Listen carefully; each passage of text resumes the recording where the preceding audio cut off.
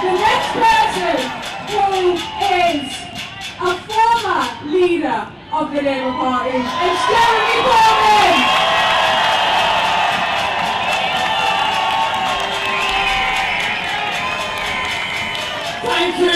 Thank you Laura, and thank you every one of you for being here today. Every one of you that's come out to show solidarity.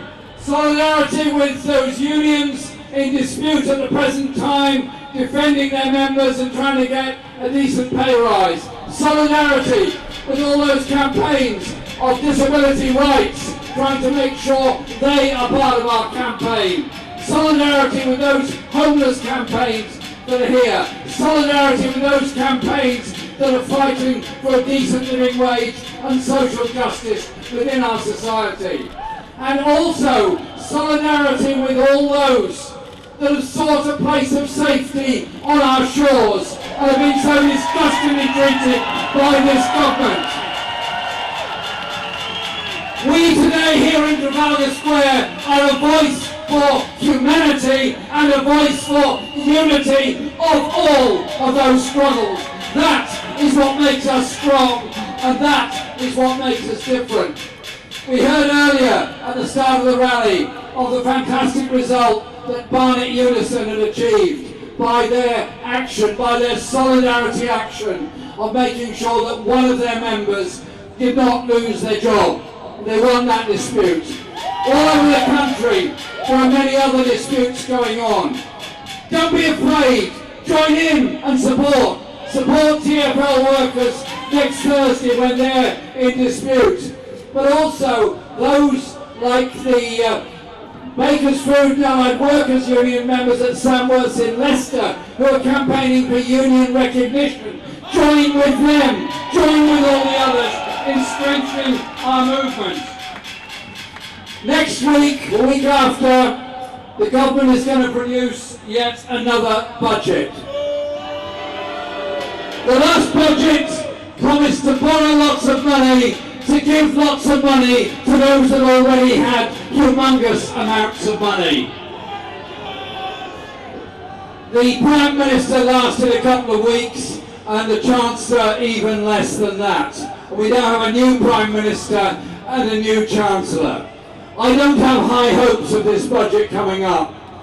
What I suspect is it'll be another tax giveaway to the super rich. It'll be another pass-by on the other side for all those that are avoiding tax and putting their money into tax havens. I suspect it will be another attack on local government and health, and it won't do anything for the wages of those people that desperately need a wage rise.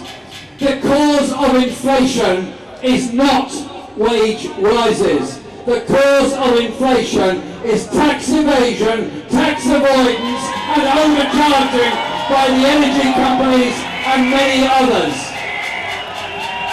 They found money to bail out the energy companies and factor in a 100% rise in prices. That will only last until April. Goodness knows what happens after that. There is, however, an answer of doing things in a different way. You invest in people. You raise wages. You raise benefits. You stop the profiteering by the energy companies and take them into public ownership. And you do the same with the railway companies, with Royal Mail, and those water companies that have been ripping us off for 30 years, polluting our rivers, destroying our natural environment, all on the altar of profits to distant hedge funds. That is the reality of what modern Britain is about. Now, how do we get rid of them and how do we change it? The answer is here in this square.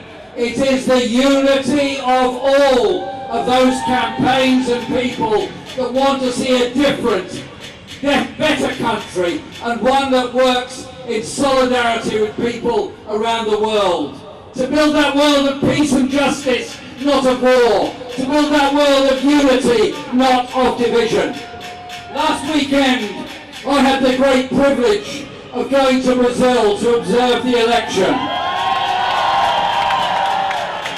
think we should, from here in London in Trafalgar Square in Britain, say congratulations to Lula and the coalition that won that election. And you know what? They didn't win that election by triangulation and appealing to the right-wing media. They won that election by the solidarity of the trade unions, the urban homeless, the landless people, the environmental campaigners. And as a result, President Lula narrowly won that election on a pledge of a different approach to the environment, a green industrial revolution. It's in our hands. We can build the world we want. We can make the world a better place in global solidarity as well as in our own solidarity. Our media will always seek to disempower us and tell us we don't matter. Well, they've got another thing coming. We are very, very many, and they are very, very few. Thank you very much. Thank you so much, Jeremy Corbyn.